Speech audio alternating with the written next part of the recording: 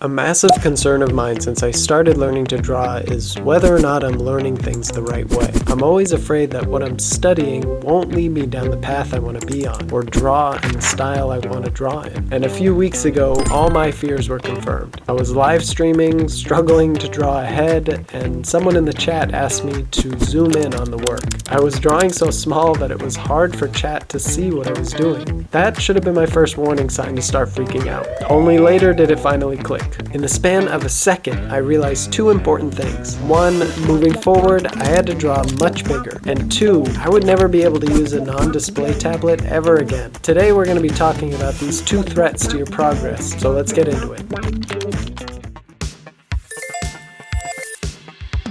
I want to preface this by saying I know you need to draw in different sizes, big and small. And if you didn't know this is a helpful lesson for learning how to draw. Drawing in different sizes helps you understand a subject better. When you draw small, you learn to subordinate detail, to simplify things down to their essence. When you blow things up and draw really big, you have room for details on details. If all you ever do is draw the small version of your subject, your understanding is limited. Drawing bigger gives you more understanding and knowledge, so you know what details you're simplifying. Greater knowledge of your subject will always give you the opportunity for a better drawing. So it's clear I already knew that you had to draw big and small. What had me anxious now was that my tablet had me drawing much smaller than expected. But before we talk about this threat to your artistic growth, I want to thank Skillshare for sponsoring this video. I started using Skillshare 2 years ago from a promotion just like this on YouTube. I got to learn things about editing videos, to improve my YouTube videos, and become a better designer. They recently launched this thing called Learning Paths, which is a curated list of classes to give you more direction towards your goals. You can discover new teachers and new classes. It seems especially great for people who don't know where to start and just need to pick a direction. For instance, I'm trying to learn more about After Effects, so I'm jumping down the After Effects learning path. Everything I've learned about After Effects has come from Skillshare, and you can see it in all the editing done for this video. So I'm really excited to check out these learning paths and dive deeper into the subject. And if you want to start your learning journey today, the first 500 people to use my link in the description will get a 1-month free trial to Skillshare. Again, that's how I started, and it's free, so check it out.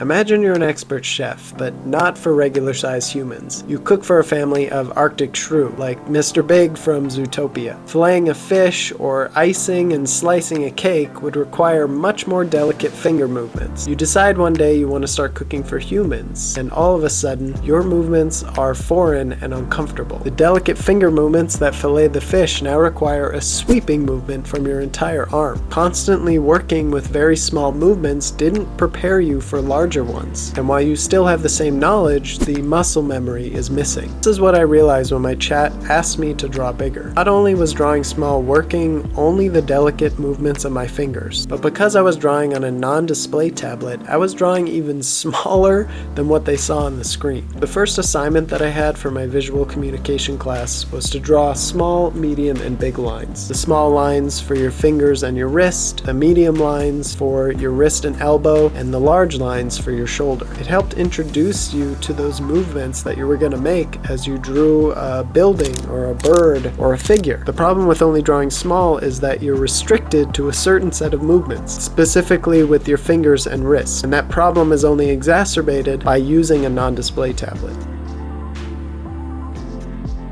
When you use a tablet without a screen, you have two hurdles to overcome. One is that you don't look where you're drawing, which you're probably used to if you've been using a sketchbook before that. The discrepancy between your lines being drawn in one place and them actually showing up in another is uncomfortable, but it can be overcome. The second is the difference between the size of what you draw on your tablet versus what shows up on your screen. There's a range of sizes for tablets, but typically your tablet is going to be smaller than your monitor, especially if it doesn't have a display. In my case right now, my tablet is 10 inches and my monitor is 32. That means every mark that I see on my monitor is drawn 3 times smaller on my tablet. That's a pretty big difference. If I were to draw a portrait and see it on my monitor in this size, I'm actually drawing it in this size on my tablet. At first glance, it might not seem like a big problem, but it's one of those things like eating bad food where you won't see the effects of eating a whole bag of chips now, but you'll see it later in the form of weight gain and heart heart disease, especially if you continually do it day in and day out. Your muscle memory is practicing those movements that you won't translate when you draw in your sketchbook or later in a bigger display tablet. And if your end goal is to be a professional digital artist, they all draw on big display tablets. It's not some weird coincidence. They're not choosing some more expensive and massive product just because they can. The larger display lets them use larger movements for more fluid and impressive mark making. It allows for more flow to your movement. And when you need those smaller, delicate movements for certain details, you still have that. But you use them for the right moments and reasons, not because you're forced to, because of the size of your tablet.